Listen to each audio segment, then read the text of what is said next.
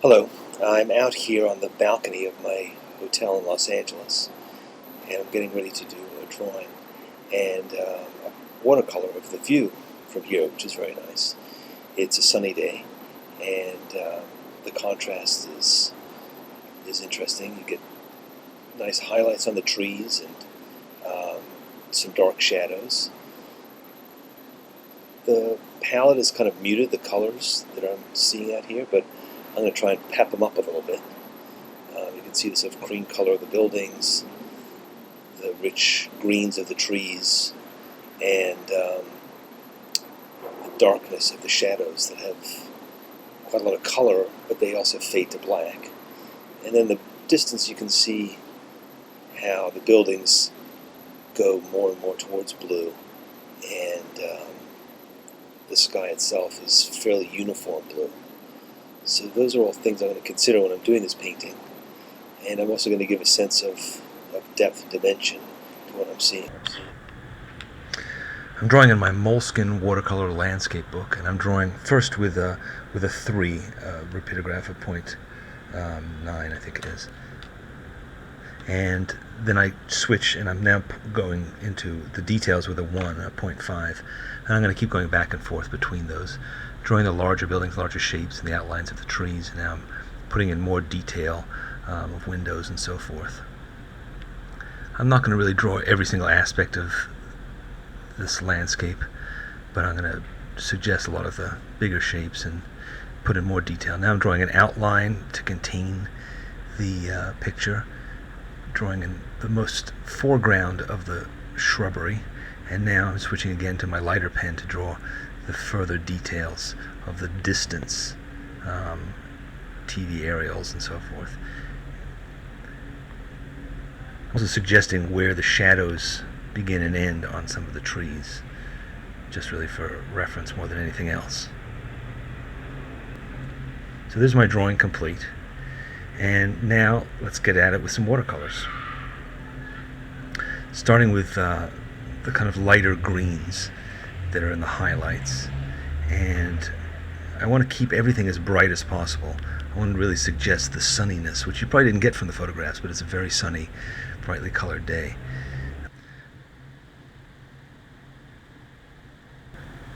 I mix partly in the palette and partly on the page with this sort of sap green and bright yellow, and adding various shades of blue. And now I'm mixing a blackish brown that is again made up of red, green, and blue.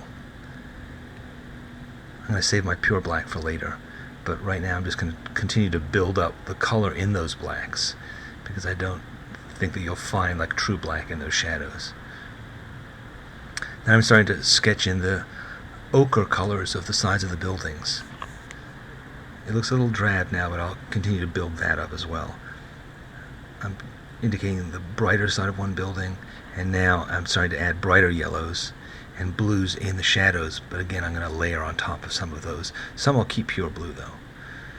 My darks are getting richer. I'm adding more red, more purple, more blue into those shadows, continuing to layer them.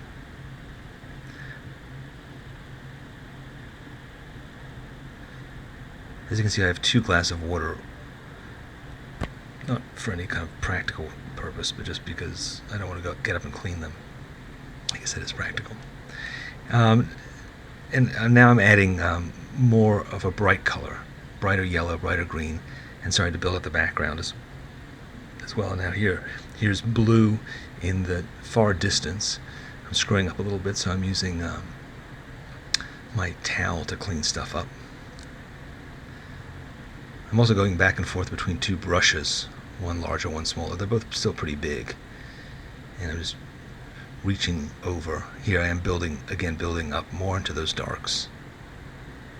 More blue in them, more purple.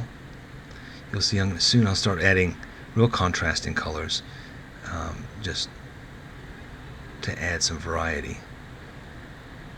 See the bright red in there? Kind of helps your eye to track through it. More of a scarlet of a building in the distance. And now I'm also going to start creating purples in the yellows, and then I'm going to add more of a strong purple to really make the yellows pop out.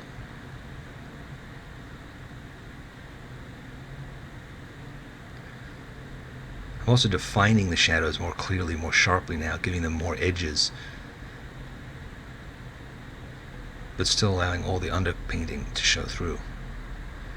Now deepening the detail in the buildings, adding just a suggestion of sky, very light blue, which of course I managed to screw up the top of the building when I did it. Now I'm trying to fix that in there. Sharpening those edges.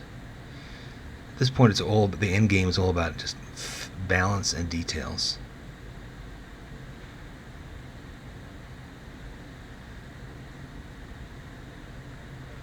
Again, sharpening all the edges, balancing it. I'm trying to not have too much detail in the shadows, but enough so that they don't seem flat. As you can see, I have a lot of yellow in the painting, and I'm now going to use purple, its complement, to kind of make that yellow sing a bit harder. There, that top of the building there, I'm adding some darker shadows and some purple up in that corner just to add contrast. Well, I hope that was informative. I can't say that it was an exactly sort of perfect recreation of how I normally do things, because of just the technical challenges of actually making this video. As you can hear, it's fairly noisy. There's constantly seem to be leaf blowers and garbage trucks and vacuum cleaners and so forth being operated around here. And also, I'm sort of sitting on this little balcony trying to work at this small round table that's kind of covered with computer gear and so forth. So it's a little bit like drawing in some kind of an amphitheater surrounded by crowds of goggling eyes. But anyway, I think it gives you a general sense of what I try and do when I paint. I'd like to try some more of these. I had this fantasy that it would be cool to go out in the street somewhere and draw, but I can't imagine how I can handle it technically.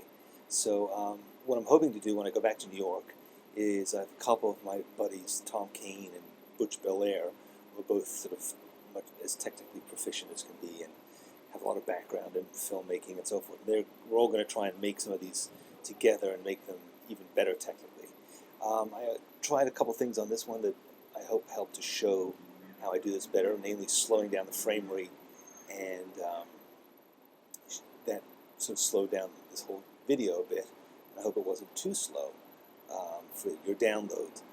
Obviously, it would be great to have sort of hours to do this. It's funny, I was watching some horrible show on television a couple of nights ago that had some woman who was painting wet on wet using a single brush, and she painted leaves. I can't even remember her name, but it was quite depressing to watch because everything was sort of a technique that she had developed and could whip out, huge plants and trees and palm trees and views and so forth over and over again. She did multiple copies of the same painting.